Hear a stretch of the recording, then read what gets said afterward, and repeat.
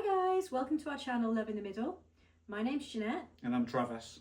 and we have put together a 10-week series for you to share our very raw, unedited journey of perimenopause, midlife and staying connected as a couple through it all.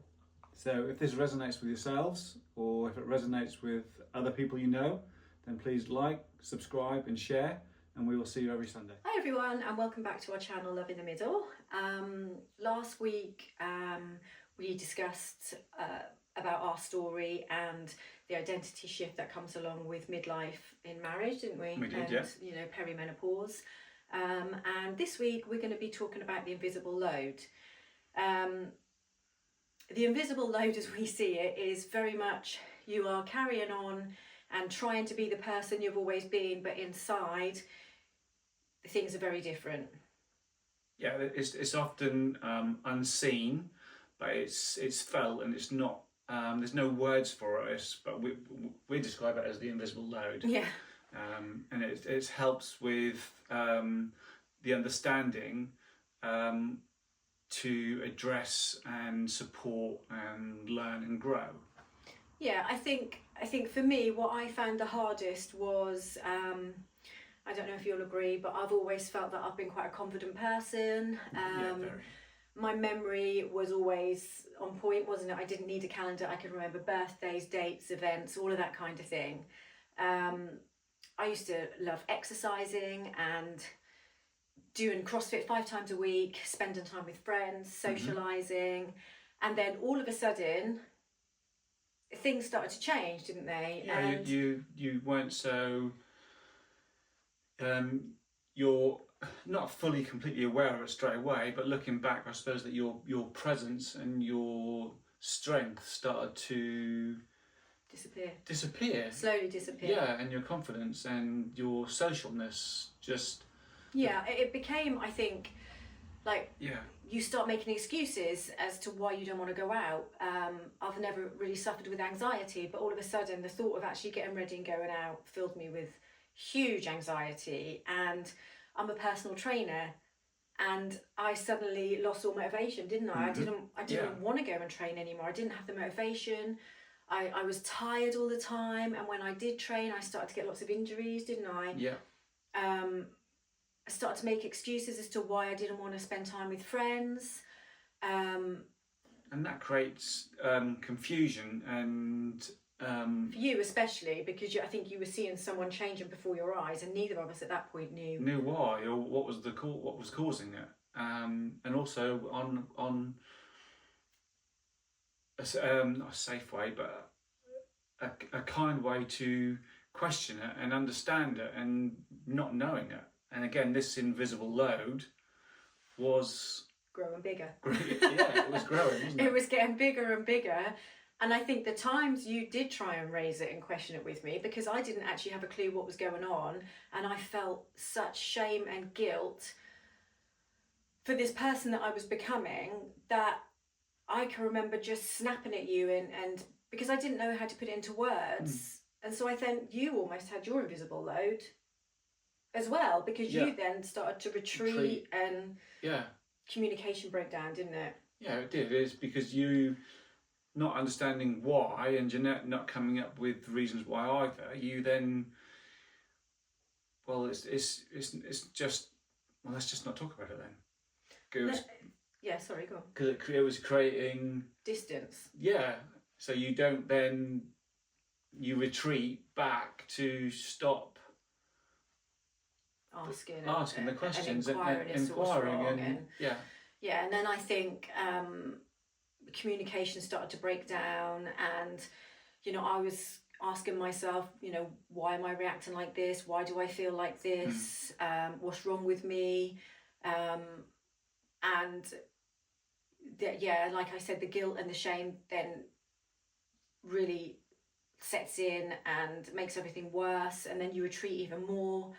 And because exercise has always been something that's really helped with my mental health, and because I wasn't doing that became like a vicious circle, didn't it? It did, yes. And then the distance between us just got bigger and bigger, and then you start thinking, he doesn't care. He's not taken an interest. Where he absolutely, you were taking an interest, but every time you hit a brick wall, I retreat. you retreated. Yeah. And that was then something that kept happening. You retreated more. I was then questioning, does he not love me anymore? What's going on? Everything just felt like it was falling apart around us, didn't it? Yeah, definitely. So the key, I suppose, to take from that is just communication, and not to close off that communication, and to try and find different ways of communicating and asking questions in a different way.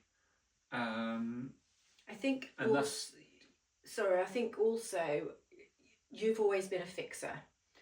Yeah, you've always been, if he can see something's wrong, then he'll try and fix it. And this was something that you absolutely could not fix. No. And I think you really struggled with that, didn't you? Because you wanted to make things better. Yeah. And you couldn't. No, not at all. And that wasn't, that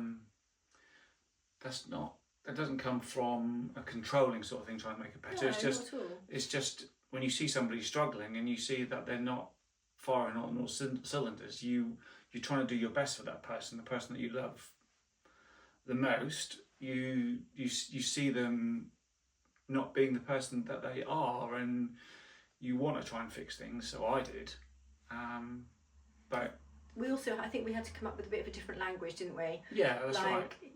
Me needing space doesn't mean I don't love you. And I think we had to really sit down and learn to communicate in a different way. Yeah, we did. It was, I think we could both see this distance being created, and we knew that we had to do something about it. If not, our marriage was going to fail. Yeah. Like so many marriages do fail at this time in people's lives, because it is something that creates huge disengagement, and it does. Then you both start questioning yourselves and each other and the relationship, and do we love each other anymore? Are we growing apart? Whereas a lot of the time it's not about that, is it? Not at all. It's about having to relearn the stage that you're going through, and I think communication's the biggest thing, isn't it? Yeah, and also underneath all that, Jeanette is still Jeanette, and we are still married, and we are still a couple. There's just this shift in, and that you just have to grow with that and find and communicate. And I fell in love with Jeanette before menopause, and I fell in love with the new version of Jeanette, and that angry, out of control version. So the way I look at it is, it's double bubble for me. It's just we're just taking a different route on our journey, and we've almost had to start over and get to know each other. Yeah. Again, but in a slightly different way, and learn to communicate differently. Travis used to be able to know what I was thinking, how I was feeling, because I knew what I was thinking and I knew how I was feeling. So it was easy. Whereas all of a sudden I didn't know what I was thinking, feeling, what the hell was going on in my body, in my head. All of it was just a muddle. Yeah. But I also became, I'm going to be totally honest, I became spiteful and I became hurtful, because I had all of this unknown inside of me, and it projected out towards the ones I loved the most. And I think we spoke last time about how I made you cry that time. And so then, that impacts even more the internal emotions that you're feeling. Mm-hmm. And I don't know what you feel, but I just felt we didn't feel like we really knew each other anymore, and we had to learn and figure that out again, didn't we? Yeah, and it's also trying to not take it personally, and to believe in the strength that we've had prior to the menopause, and the communication that we had, and know that the love hadn't gone away. And with a few adjustments, a few tweaks, big tweaks. Big tweaks. Big tweaks. We're on our way to the rest of our lives, spend the rest of our lives together again, and still. And stronger. Well, I think we are Yeah, stronger yes, now yeah, because yeah. of what we've been through and Definitely. the conversations that we've had to have. And it's also not just menopause. It's, you know, your children growing up, you feel like you're grieving for that. We've both grieved massively for people that we've lost in our lives. So you're having to deal with that. You know, there's lots of other things, lots of other differences and transitions that are happening at this time in your life that you're having to deal with, which before the hormones started to disrupt, you'd have probably been able to have dealt with a lot better. Yeah, definitely. But these kind of changes, you know, were huge, and I didn't feel like I had the capacity to deal with that, and I struggled with that as well, because I've always been able to just be a really positive, it's all right, it's, you know, we'll get through it, we'll move on. And all of a sudden I felt compounded by these emotions and this rage that I felt. I've never felt anger like it. It was just, So I mean, so yeah, it would go from 0 to 100. It was like this firework going off inside of me, and it would just suddenly explode, wouldn't it? And yeah, come and look at our kitchen, there's chunks out of walls and footprints on walls and stuff because I really didn't know how to control it anymore. And that's something I've had to learn. I've had to learn to breathe and do lots of breathing exercises, meditation. I've had to actually incorporate lots of relaxation things into my daily routine to be able to cope with the anger that I was feeling. yeah. But don't tell your wife to take a breath. Not a good move. That's one of the worst things you could have ever said to me. Yeah. Oh my God. Let her figure that out herself. Yes.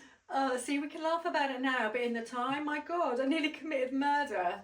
And the other thing is, ask your husband how to chew quietly and breathe quietly. That would be a good thing to learn too, huh? Yeah, it would. I've just sat here while we're talking and just thinking, it's almost like your journey through marriage it has a map, and the perimenopause, unfortunately, is just a little bit of roadworks, and there's going to be a few diversions, and it's just... I think there's a massive hole in the road, actually. So it's just taking those diversions and looking at the map and trying to redirect, and the end goal is the same. You're still trying to get to spending the rest of your life together. So that journey is still there. This, isn't it's it? just doing this, instead of doing that, it starts to do this. Yeah, exactly. And you have to follow that. And yeah, it's a difficult time. So I think one thing that hopefully you'll be able to take away from this is, if you're going through this transition, or you know somebody who's going through it, they may seem to be holding it together on the outside. Yeah. But inside they could be falling apart. They could be feeling emotions they've never felt before, and not knowing how to deal with it. And they could be projecting their emotions out onto you in not a very nice way. So one, don't take it personally.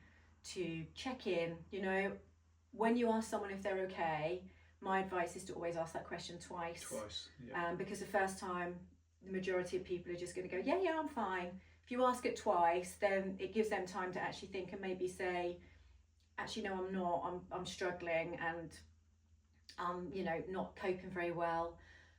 Or they might not. They might still, because they don't know how they're feeling or what's causing it, they might still say, yeah, I'm fine. But don't give up. Yeah. You know, don't keep asking, you know, like 10, 15, 20 times, but in a couple of days' time, just check in again. Yeah. Because they'll be having questions themselves. I know that you did that. I mean, I had questions in my head, so Jeanette must be had questions in your head as well. Yeah, it was horrible. It was just horrible not having the understanding at that time and knowing what was happening.